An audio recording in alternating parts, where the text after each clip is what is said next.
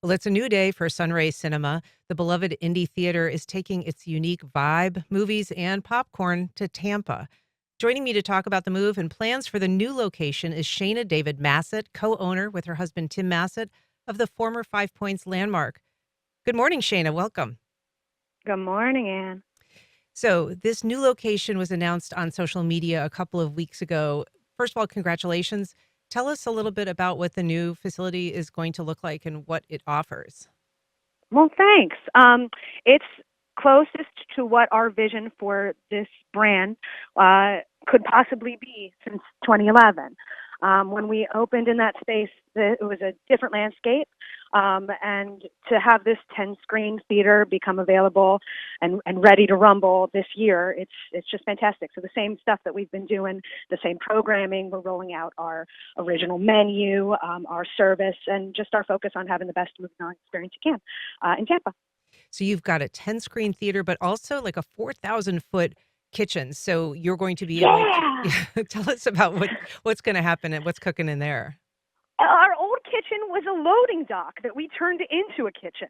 And this kitchen, when we walked in from day one, it's already beautiful and gleaming and fantastic and gigantic. And so that's exactly what we need in order to get service out to all of those people who are going to be there. So you're hoping to get open by Thanksgiving. Am I correct in thinking that? We were hoping. Thanksgiving miracle did not occur. That was our goal. We're getting each auditorium up one couple at a time.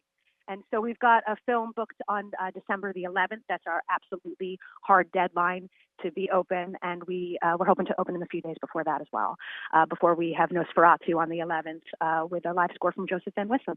Yeah. So this is the 1922 silent version of the terrifying film. And you're going to actually have someone playing along with it at that December 11th opening day? We will. Lute player who's here on tour, and also it's closest to what we do, which is to highlight movies that are coming out in a different way than they would have been seen necessarily. So there's the new Nosferatu coming out Christmas, and we kind of want to prime the pump for that with this event.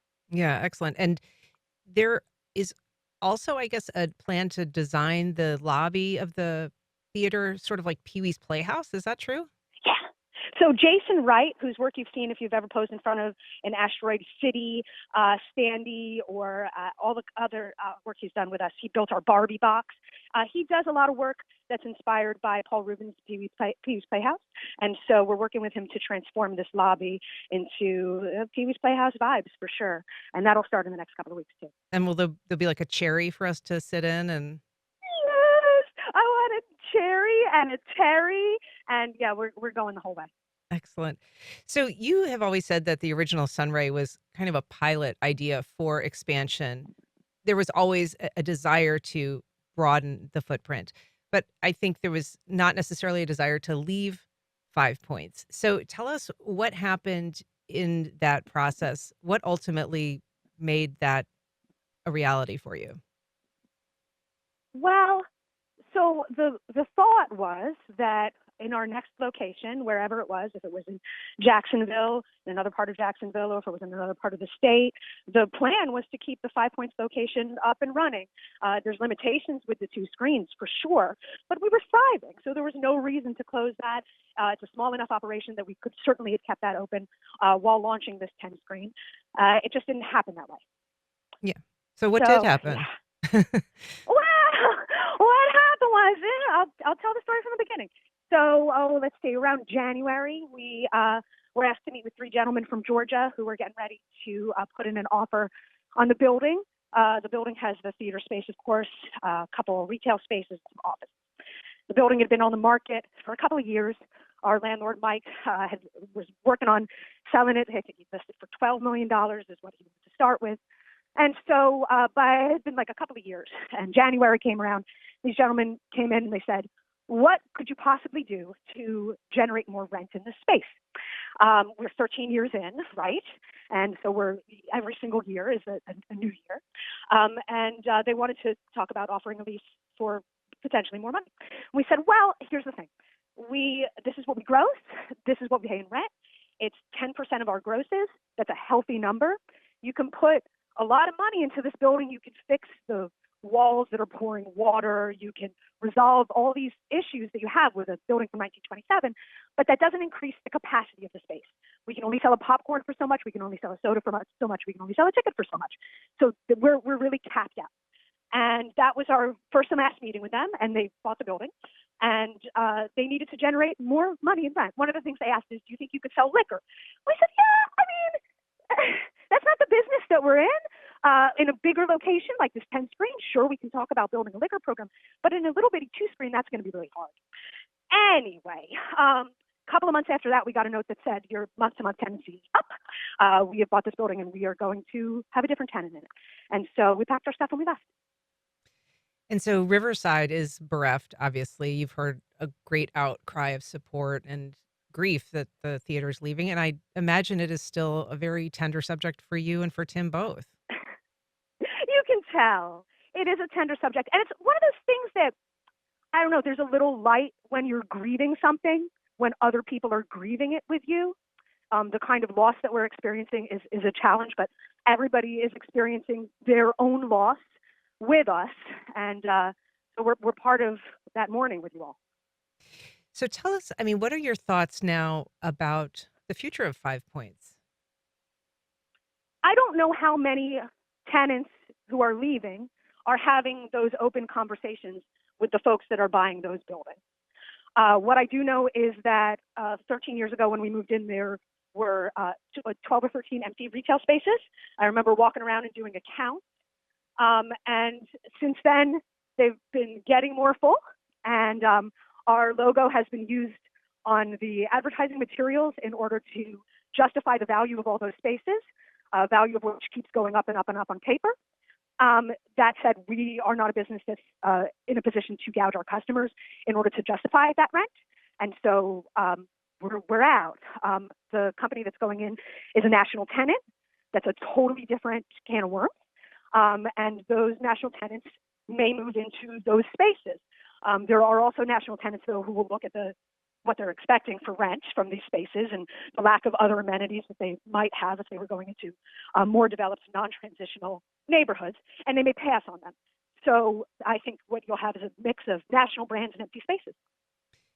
And I guess that's a terrible irony of the success of Sunray, because it did move into a area that at the time had a lot of vacancies.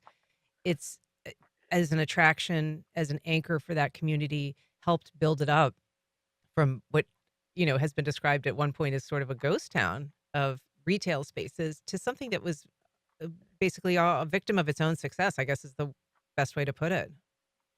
I try not to spend a lot of time thinking about the irony of that. There's a lot to it. I'm not saying that it's not ironic. It's quite ironic. I just have to move on with our business and grow it. But it's obviously really, really painful for everybody. Yeah, and I'm sorry, to be kind of pushing on that point. I think it's just something that people are interested in knowing about, the what happened side of it.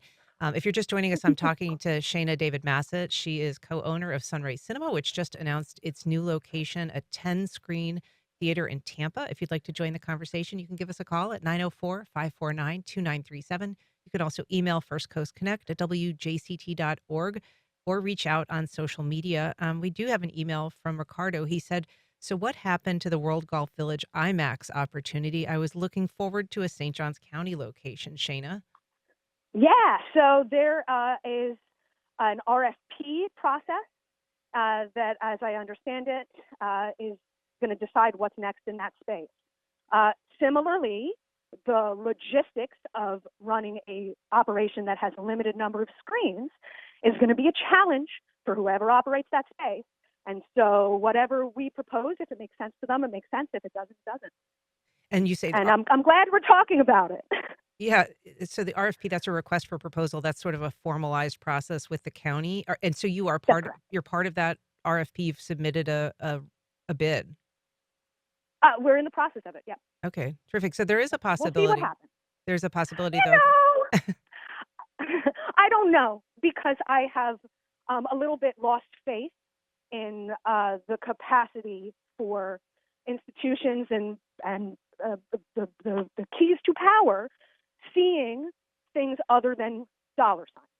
And there may be other RFPs that have a lot more dollar signs because they're willing to roll the dice and say that kind of thing. And ours is going to be realistic, and realistic doesn't always win. All right. I want to take a call from Susie on the west side. Good morning, Susie. Go ahead. Hi, good morning. Besides just missing Sunray so much, as so many of us are, and I have my T-shirts I wear and feel melancholy whenever I have them on, that besides the people, there's just a niche that a vacancy now of the independent things and the kind of programming that they offered is just not anywhere else. I mean, the big chains just don't offer those kinds of things, and that's what we're going to miss the most, I think. Yeah, Susie, thanks. I mean, talk a little bit about that, Shayna, how you envision film and how you and Tim have worked to create a different approach to movie and the film experience. So I describe it as an aggressive programming strategy. So we're going to play the big, gigantic Marvel movies that are going to bring in lots and lots of customers, and we're also going to play trailers before the Marvel movie screenings of smaller films that are coming to this market that they might not otherwise know are there. We're going to play trailers for our repertory programming because there's so many types of moviegoers, and most people don't fit into a box. Most people want to see a few different kinds of films. And so our goal is to make films available for all of those people all of the time. With 2 screens, I think we did a bang up job of keeping our programming packed. You know, there'd be days where we were playing 8 different films in 2 different rooms. With 10 screens, it's just exponential, the growth that we can have. And so that very same method is what we're going to do. We're still going to have to fill in spaces in between big Hollywood releases. A lot of the big films in summertime come out on the very, very same weekend. Thankfully, now we have enough screens that we can open all of them. But in those periods where we're not opening big, gigantic movies, we've got to fill it in. And you've talked about the vision of this area that you're in. It's sort of undergoing a revitalization of its own. So, what is your hope or expectation for that community that you're moving into in Tampa? This company, based out of New York, called RD Management, purchased over the course of several years this entire property that is being redeveloped into a rhythm uptown. It's interesting. It's going to be a mixed use. It's going to be a tech hub, and it's got some extraordinary stuff. It's in an area right by USS. There's a lot of opportunity there, and the folks that we've been working with, Richard Burdoff, Roger Hirschhorn, they are really committed to seeing this place be a destination and something that Tampa's extremely proud of. I'm biased, but I think their willingness to work with us speaks to that, because I think that it's going to put eyeballs on that area in a way that they have not been before. It's going to bring people into that area in a way that they've not been before, and I'm excited about that. Well, Shayna, I'm hoping that some people from Jacksonville are able to make it over, perhaps road trip style, for your grand opening. But we certainly we certainly wish you the best of luck. Thanks so much for joining us and for the update on Sunray. Thanks, and keep watching movies, folks. I think it breaks my heart when we get emails saying you closed, so I'm never going to see a movie again. Nope, stay out there. All right. Thank you, Shayna.